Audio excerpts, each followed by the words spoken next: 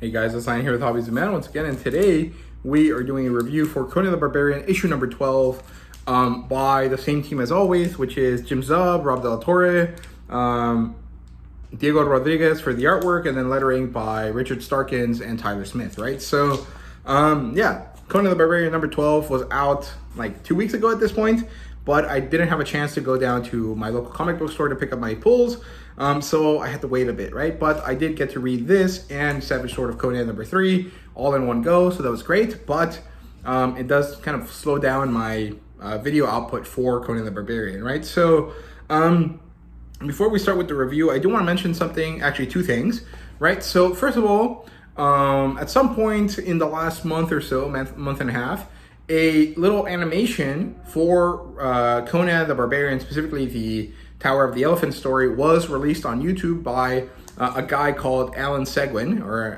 Alain Seguin. I think that's how you would say it. I think he's French, or maybe not, but I do think he is French.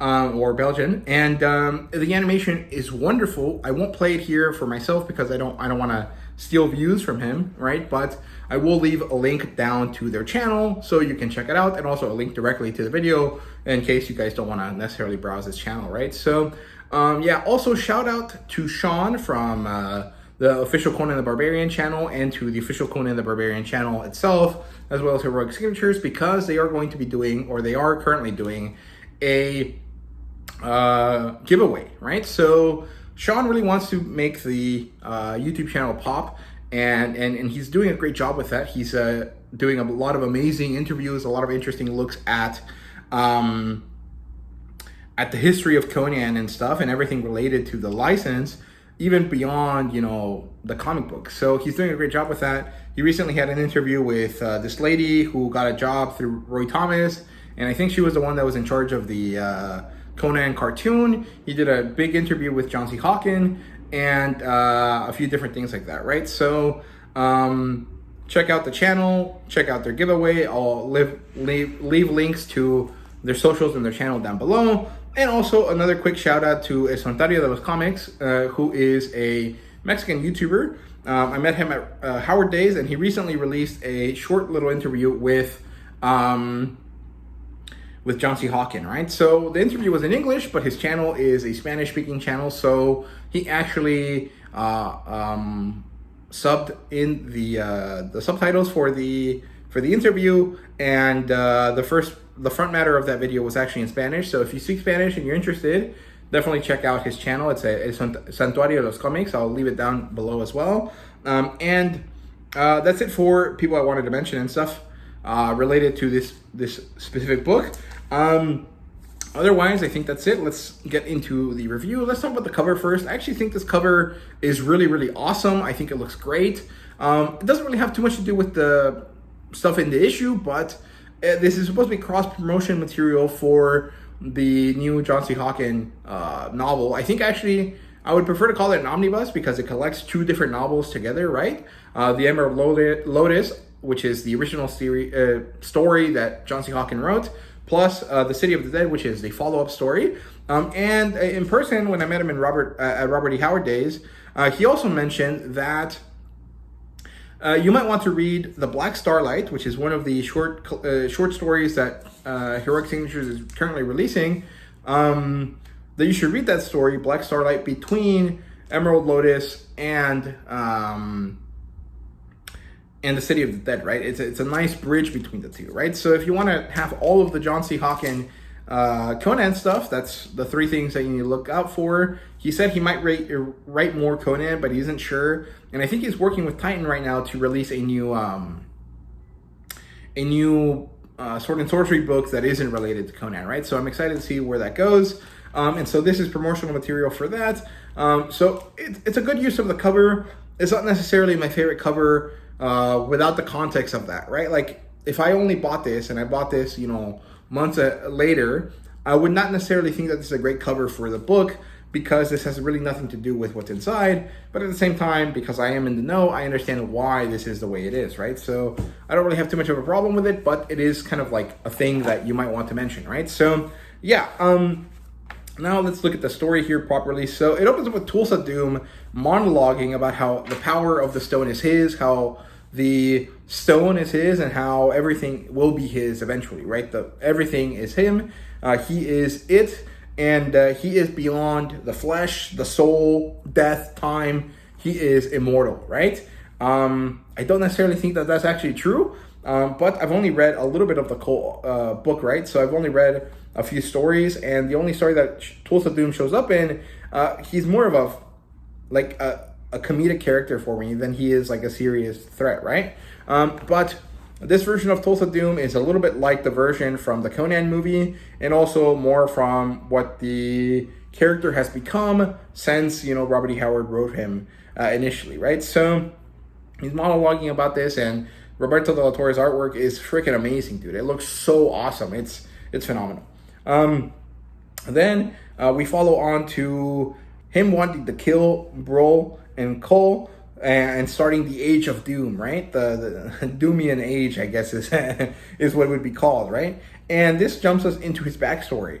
And like I said, it's a little bit like the movie version, as in it's like a black guy that somehow gets powers that then becomes this like figure that is followed by a lot of people. But it also turns out that he's a necromancer, because before the Thurian Age, before the age of Cole, back when Atlantis was still a thing, apparently, a meteor fell from the sky, hit a rock, and then did something that created this black stone, right? And Tools of Doom, back then known as Cthulhu's, decided to touch this inky black stone, and when he did, he absorbed this dark power, this dark knowledge, and so became a dark wizard of sorts, right?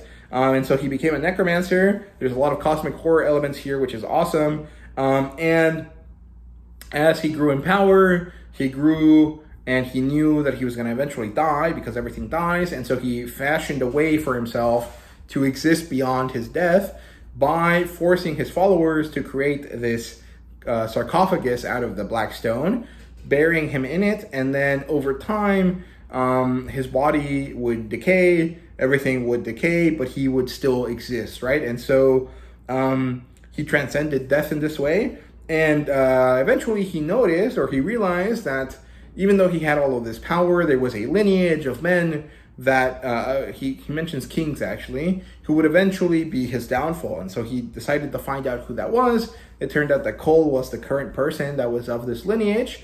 And we know that Conan is also directly tied to Cole. Like, Cole's lineage eventually leads to Conan, right? At least that's kind of how we understand it to be the case.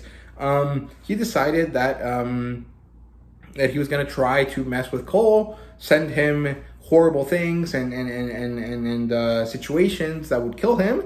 But Cole was so resilient and so powerful and so sure of himself that he didn't fall to any of them. However, now that he was in a weaker mental state, Tools of Doom finally managed to get through him, send him images, force him to come here, and this is what unleashed what's happening now, right? So that was all really, really cool stuff. I really, really like that. And it all worked. Cole's about to be decapitated, but Conan steps into the fight.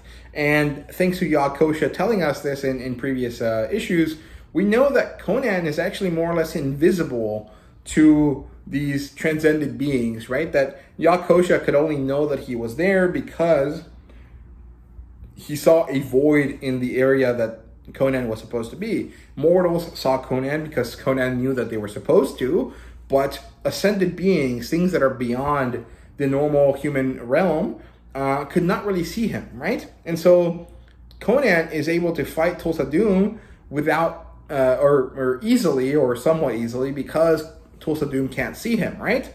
But the battle is still hard, and it's still really cool, and I really, really like this, right? Conan's sword breaks because Conan has the Pictish sword that he had, which was used to be Brul's spear point, and it's old and rusted at this point. Well, it's not rusted, but it's old. And so the Atlantean sword cleaves through it, right? And Brul decides to step in here and help Conan escape from Tools of Doom's blade. And then Conan kind of grapples with Tools of Doom and actually holds onto the Atlantean sword. And this is actually bad. He got the upper hand because now he has a sword and Tools of Doom does not. But by grabbing the sword, he actually made it so that the timeline changed, right? And now Tulsa Doom knows that Conan is there. He is visible to Tulsa Doom now in some way, probably the same way that he's visible to Yog Kosha, which is that he knows he exists and he knows that he's there, but he can't actually see him. But there's this really great moment where he says Conan the Cimmerian in this really malevolent, deeply dark tone, and it was really, really cool. At least that's how I read it, right? And then so the battle continues, and it's super hard and it's difficult.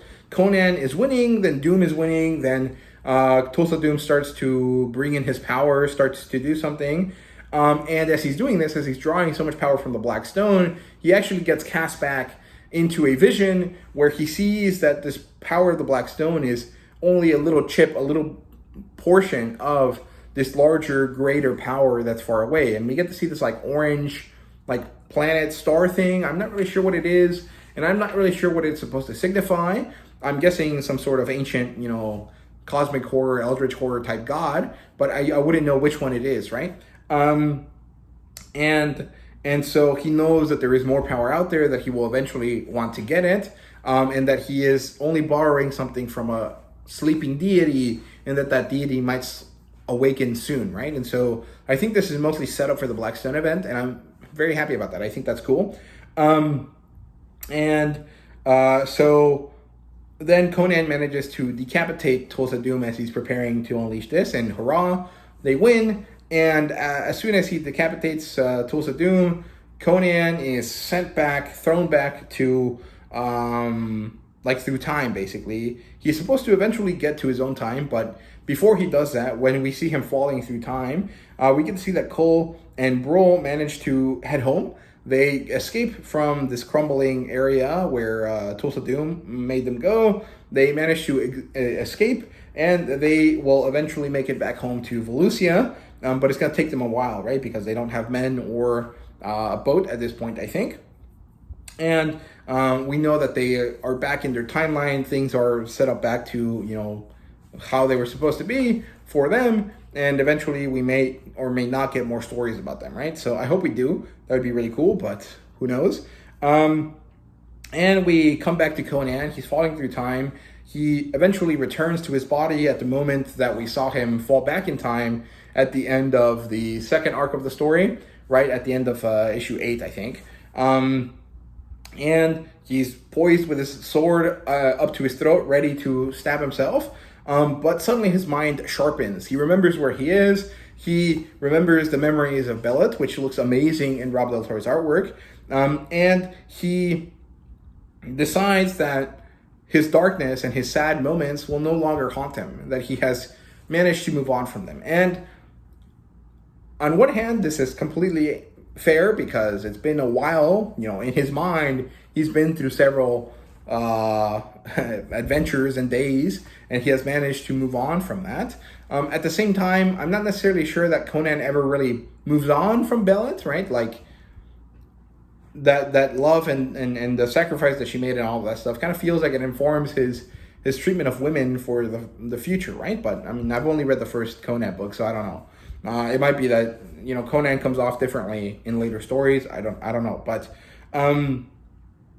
overall, this is great. He is back in Shadizar. He drops his sword. He overcomes his haunting thoughts, like I said, and he decides to head on to the next adventure. He moves through the city at night. He ends up at the gate. He knocks out the guard, and he takes his horse, and he rides off into the sunset onto new adventures, right? And so that is the end of this arc. And we get to see one final kind of post-credit scene almost, which is that the Atlantean sword is eventually caught in a net by a Pictish warrior of some sorts, and he grabs it. Now, the thing is, I don't know if this is a Pictish warrior in Conan's time during the Hyborian Age or a Pictish warrior from the Thurian Age, right? I'm not sure that it really matters because it can be either one, and it can be set up for further stories down the line. But I would have liked the clarity just for the sake of myself, right? Not necessarily for the story because it doesn't really have to be clear. But just for my personal preferences, I would have liked it to be a bit more clear about what time period we were in, right? So yeah, overall, this first year, these first 12 issues, plus the issue 0 from the Free Comic Book Day have been amazing. I have really broadly enjoyed everything. There were some hiccups here and there, right? I didn't like Diego Rodriguez's coloring style during the Doug Braithwaite arc. I think that the change in artwork between the two is a bit jarring, right? Between Rob Del Toro and between Doug Braithwaite is so like different that it's a bit bizarre, and it made it kind of difficult for me to enjoy the second arc as much.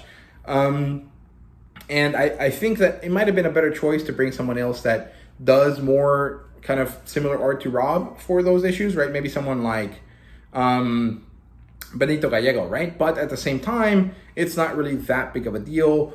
At this point, I'm used to it. I'm happy to continue on from here in that way. I know that Doug Braithwaite is doing the next arc, and this next story arc is going to be 4 issues. It's going to celebrate the Frost Giant's daughter, and we're jumping in time again. We're not actually following the story anymore. This is kind of veering off to the Black Stone event, and the next year of the storytelling with Chapter 13 starts new stories, right? New things that are different, right? But, issues 13 through 17, 13, 14, 15...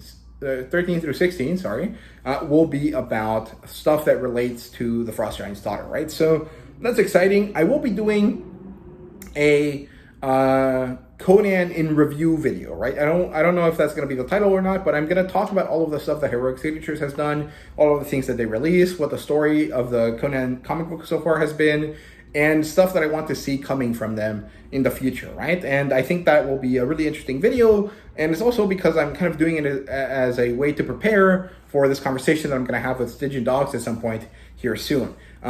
This is coming out Saturday the 13th, I think, and Sunday I should have the Conan, the Semi-Sword of Conan issue review as well. So I will talk about that more in the next video. I hope you guys enjoyed. Let me know what you thought. What did you think about the first year of Conan the Barbarian from Heroic Signatures? Let me know down below. And thank you guys very much for watching. See you guys later.